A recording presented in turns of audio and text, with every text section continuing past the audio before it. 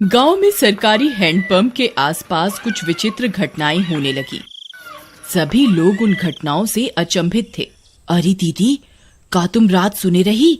ई हैंडपंपवा खुदे चलत रहा। राती 12 बजे भला कौन पानी भरे आई? हमें तो बहुत डर लागत बा।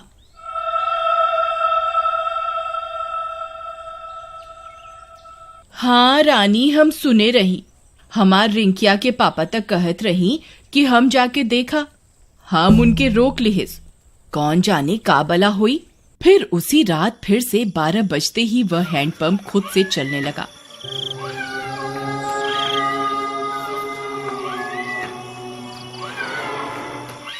सभी गांव वाले सुन रहे थे, पर किसी की हिम्मत नहीं हुई कि जाकर देखे। फिर सुबह होने पर, अरे मीना दीदी, चला हो, हैंडपंपवा पर पानी भरे के। हमें अकेले जाते डर लागत बा। फिर वे दोनों हैंडपंप पर जाती हैं। वहां पहुंचकर उनकी आंख फटी की फटी रह जाती है। वहां किसी के पैर का निशान होता है जो इंसानी पैर से दुगने साइज का होता है। ई देखा हो रानी, हम कहत रहे ना कुछ गड़बड़ जरूर बा। ई देखा, भला किस इंसान के इतना बड़ पैर हुई। तभी वहां पिंकी आ जाती है। अरे दीदी, क्या हुआ? आप दोनों इतनी परेशान क्यों हैं? ई देखो बहन, इतना बड़का पैर। लागत है कौनो शैतान ई हैंडपंपवा पे आया रहा। कम ऑन दीदी, कोई प्रैंक कर रहा होगा। हमारी सिटी में तो ऐसे बहुत करा जाता है। अरे आप शहर से आई रही पिंकी बहन, आप ये सब ना समझी। फिर रात होने पर हैंडपंप फिर खुद से चलने लगता है।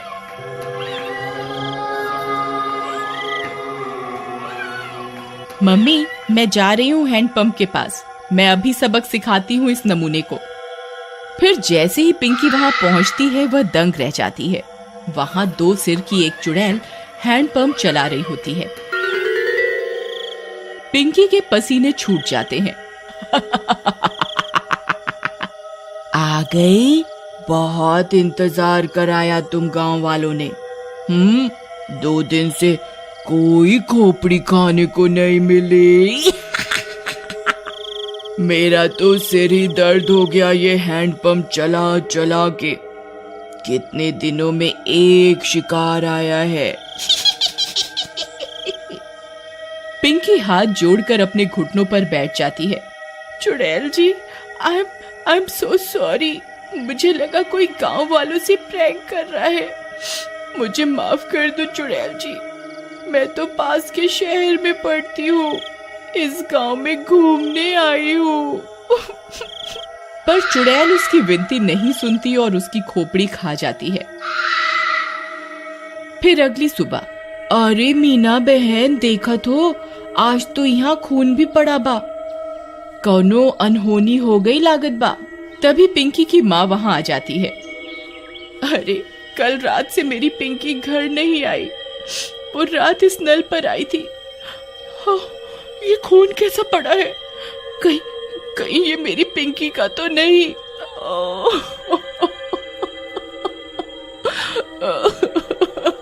अरे भौजाई, हम उसे कल ही कहे रहे कि ज्यादा लेक्चर का झाड़ो।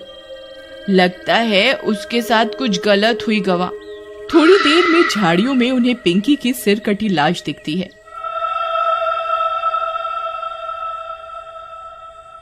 यह बात पूरे गांव में फैल जाती है। सब फैसला करते हैं कि अब से इस हैंडपंप पर कोई नहीं आएगा। फिर रात होने पर वह चुड़ैल फिर से हैंडपंप पर आकर उसे चलाने लगती है, पर कोई नहीं आता। लगता है गांव वाले चालाक बन रहे हैं। इनको किसी और तरकीब से बुलाना होगा, नहीं तो हम भूखी मर जाएंगी। हाँ, पर करें क्या? रुक जा मेरे जुड़वा सिर, अभी तुझे किसी खोपड़ी का स्वाद चखवाती हूँ। फिर वह चुड़ैल पिंकी के घर के पास पहुंच जाती है।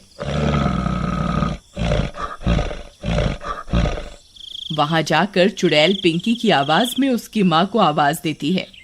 मम्मी, मम्मी, दरवाजा खोलो मम्मी। मम्मी। पिंकी की आवाज सुन उसकी माँ झट से दरवाजा खोलती है। वह बाहर चुड़ैल को देख पिंकी की माँ कांपने लगती है। पिंकी, ये तुझे क्या हुआ? चुड़ैल की एक खोपड़ी अपनी लंबी जीभ से पिंकी की माँ को जकड़ लेती है। मैं कोई पिंकी विंकी नहीं। तेरी पिंकी तो कब की हजम भी हो गई होगी। अब तू मेरा खाना बनेगी मूर्ख औरत।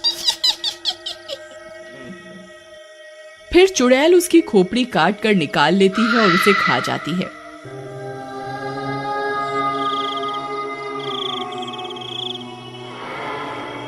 फिर सुबह होने पर पिंकी की माँ की सिर कटी लाश देखकर पूरे गांव में हाहाकार मच जाता है।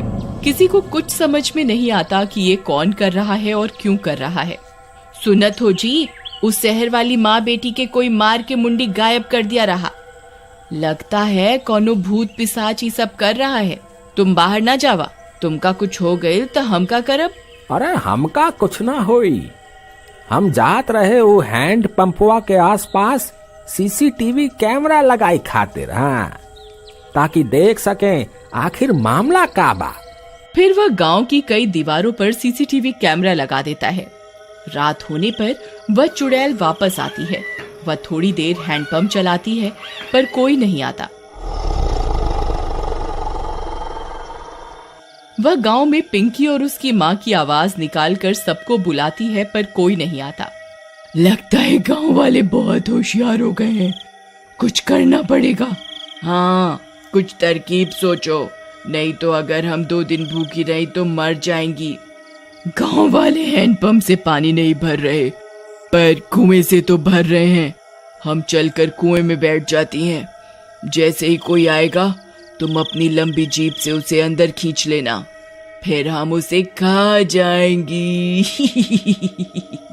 हाँ, सही कहती हो। फिर वह चुड़ैल कुएं में जाकर छिप जाती है। सुबह होने पर, अरे सुबह सुबह कहाँ जावत बा? रात शैतानी शक्ति सारे गांव में घूम रही। अरे तू डरा ना, हमार राजकुमारी, हमका कछु ना हुई। हाँ, हम जाए रहे सीसीटीवी कैमरा से रिकॉर्डिंग ले खातिर। हाँ, अच्छा जावत ही हो तो मटका में पानी भर लावा कुआं से। फिर रानी का पति मटका लेकर निकल जाता है।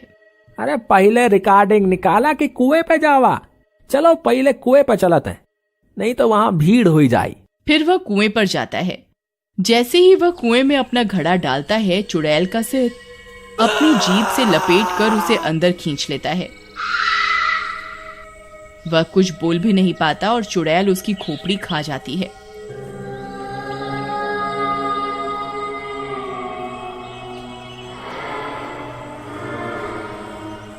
कुछ देर में गांव वालों को उसकी सिर कटी लाश कुएं में दिखती है। इस बार और कोहराम मच जाता है। हम कहर, अरे हम इकरा के कही रही ना जावा सुबह सुबह, पर ये हमारी एक न सुनी। हम तो लुट गईली, बर्बाद हो गईली। हे राम।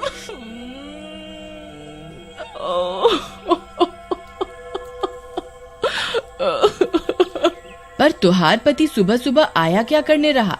फिर रानी ने बताया कि उसके पति ने सीसीटीवी कैमरे लगाए थे गांव में, जिससे यह पता चल सके कि आखिर मामला क्या है। फिर वे सब गांव वाले सीसीटीवी कैमरे से रिकॉर्डिंग निकालते हैं, टीवी पर चलाते हैं और चुड़ैल का सारा सच उनके सामने आ जाता है। वे यह भी सुन लेते हैं कि अगर वे चुड़ैल 2 दिन भूखी रही तो मर जाएंगी। गांव वालों, हमारे सामने एक बहुत खतरनाक दुश्मन है। इसे हराने के लिए हमें बस ये करना है कि हम 3 दिन तक अपने घरों में कैद रहें, नहीं तो ये 2 मुंडी वाली चुड़ैल कई और लोगों को अपना शिकार बना लेगी।